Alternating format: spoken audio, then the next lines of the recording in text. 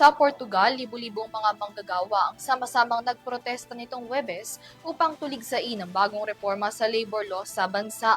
Habang para sa mas mataas na competitiveness ang dahilan ng gobyerno, kinondena ng mga labor groups ang reforma na hindi nila makamanggagawa. May balitang abroad si Son Santiago.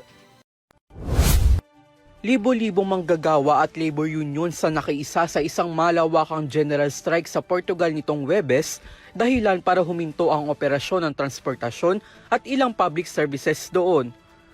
Mula kalsada hanggang sa mismong Parliament Building, nagprotesta ang mga nakiisa laban sa malawakang pagbabago sa labor laws ng kanilang bansa. Sa ilalim ng reforma, mahigit 100 probisyon kasi ng Portugal's Labor Code ang babaguhin. Kabilang sa pinagtatalunang panukala ay ang mga sumusunod. Mas pinadaling pagtatanggal o pagpa-fire ng mga empleyado, lalo na sa mga small at medium businesses kung saan hindi na obligado magpakita ng ebidensya. Mas maluwag na outsourcing na papayagan na rin sa mga external contractors at mas mahabang oras sa trabaho kung saan magdadagdag na hanggang 2 oras kada araw.